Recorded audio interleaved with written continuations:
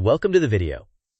Today we're exposing the loyalty trap, why combining your high-yield savings account and credit cards at one bank can quietly cost you real money. We'll show how to optimize each tool separately, walk through a step-by-step setup, compare numbers, and quiz you along the way. Let's begin by outlining what we'll cover. Here's today's agenda. First, we'll define the loyalty trap. Then, we'll focus on the HYSA strategy to maximize yield, followed by the credit card strategy to maximize rewards. We'll discuss why a single bank rarely offers the best of both worlds. Then give you an actionable setup plan and a numeric case study. We'll reinforce learning with quick quizzes, summarize key takeaways, and end with an important disclaimer. The loyalty trap is the costly assumption that one financial institution will give you both a top-tier high-yield savings account and a top-tier credit card rewards program. In practice, most banks specialize. Some excel at deposit rates, while others excel at reward structures. Forcing both tools to come from the same place often means you give up either a higher APY on your savings or better cash back and points on your spending. Next, let's focus on how to optimize the savings side without distraction. Your high-yield savings account has one job: generate passive income on your liquid funds, especially your emergency fund. A common guideline is to keep 3 to 6 months of expenses, or more if your situation warrants. Look for the highest possible annual percentage yield, which is frequently found among online banks known for competitive rates and low overhead. Confirm that the institution offers FDIC or NCUA insurance and that you can access funds quickly. Automate transfers to maintain discipline, and keep the savings account separate from daily spending so you are not tempted to dip into it. Continue to monitor rates because they change over time.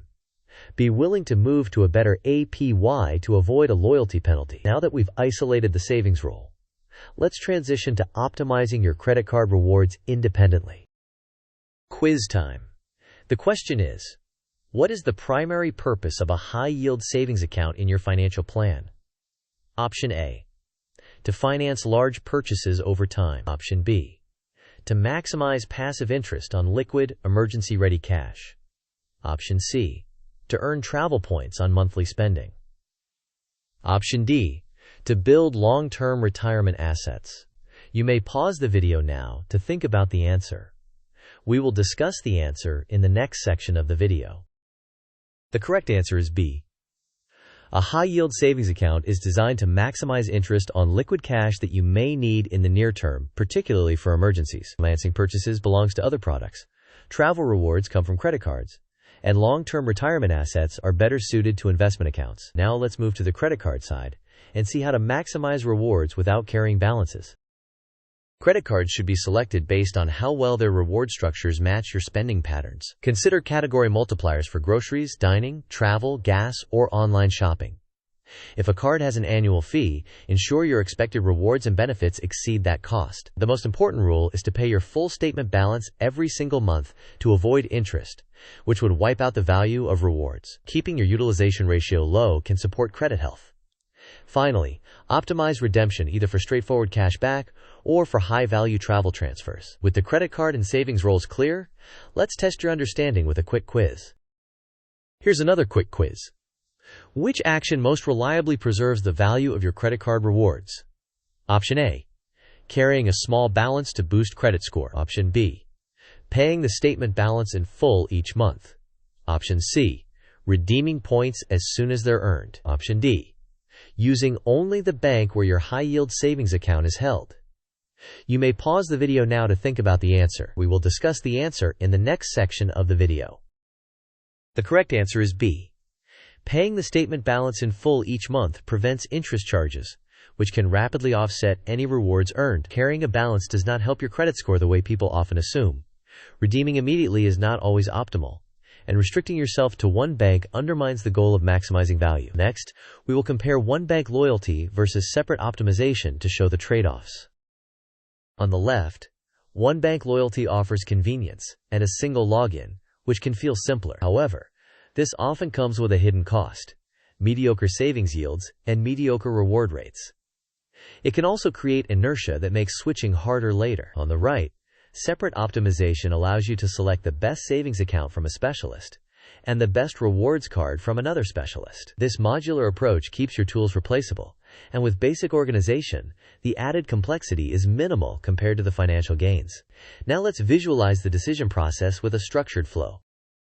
This flowchart begins with a user evaluating their finances, then confirms the emergency fund target. From there, the left branch focuses on selecting a high-yield savings account based purely on APY and safety. In parallel, the right branch focuses on choosing a credit card based on reward fit and a commitment to pay statements in full. Both branches converge at a node that reinforces the core message. Separate tools produce higher net gains. There is also a side path, illustrating how picking one bank for both typically leads to lost APY or rewards, prompting a reevaluation. Next, we'll put numbers to the idea with a concrete table. This table illustrates potential differences. With a $20,000 balance, a 3% APY yields $600 annually, whereas a 4.5% APY yields $900, a $300 difference. On the reward side, spending $2,000 per month at 1.5% returns $360 per year, while 2% returns $480, a $120 increase. Combining the improved APY and the higher flat rate rewards adds roughly $420 annually. If you leverage category multipliers effectively, the incremental rewards could be higher, raising the total benefit. Actual results vary by rates, fees, and your redemption strategy. Now, let's make implementation simple with a step-by-step guide. Here is a simple setup sequence. First, define how large your emergency fund should be. Second, shop for high-yield savings accounts by focusing on the APY, fees, accessibility, and deposit insurance. Third, open the account and set up automatic transfers to build the fund consistently. Fourth, analyze your spending over the past 2 to 3 months to identify your major categories. Fifth, select one or more credit cards whose reward multipliers match those categories. Sixth, enable autopay for the statement balance to avoid interest entirely. Seventh, monitor both savings rates and credit card offers so that you can switch when better opportunities emerge. With the plan in place, let's walk through a short case study timeline. This timeline shows a practical 90-day plan. On day 1, determine your emergency fund goal and open an HYSA. During the first week, seed the account and enable automatic transfers. In week 2, analyze your spending and narrow down 2 to 3 candidate cards. In week 3, apply for the best fit card and set autopay to pay the statement balance in full. In month 2, you should see your first rewards and interest post. By month 3, revisit your APY and category fit and make adjustments as needed. To reinforce the financial trade-off, let's visualize what loyalty can cost using a pie chart. This pie chart conceptualizes the cost of loyalty. The largest component is typically the lost APY from not pursuing the highest yield account. The next portion shows the drag of lower credit card rewards compared to best-in-class alternatives. Finally, fees and switching frictions can add to the total cost. Although your personal percentages will differ, the idea stands. Combining products at one bank can cost real money over time. Now let's capture the key points before we close. These are the key ideas. First, separate your tools, because savings and spending serve different purposes. Second, select your high-yield savings account based on APY, safety, and accessibility. Third, choose credit cards that align with your spending categories, and always pay in full to preserve rewards.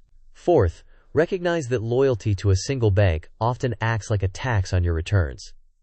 Finally, review periodically and switch when better options arise. This brief section uses Markdown to restate the core rules. It emphasizes maximizing APY for liquid savings, maximizing rewards while paying in full for credit cards, separating the tools to optimize results, and reviewing your setup regularly. In summary, most institutions do not lead simultaneously in savings, APY, and credit card rewards. Treat your accounts like specialists. Use the HYSA strictly for yield and the credit card strictly for rewards. Pay statements in full so interest does not erase your gains, and monitor rates and perks so you can move when better opportunities arise. Before we end, here is a brief but important disclaimer. Disclaimer: this video is educational and not financial advice. Interest rates, fees, and promotions change over time, so always verify current terms directly with institutions. Consider tax implications, deposit insurance limits, and your liquidity needs. Your credit profile and financial behavior will affect approvals, credit limits, and reward structures. For personalized guidance, consult a qualified professional. Now, one final creative nudge before you go. Thank you for watching. If this video helped you avoid the loyalty trap, please like the video, share it with someone who needs higher APY or better rewards, and subscribe for more optimization strategies. In the comments, share your approach and tell us whether you keep your savings and cards separate and which tools you prefer.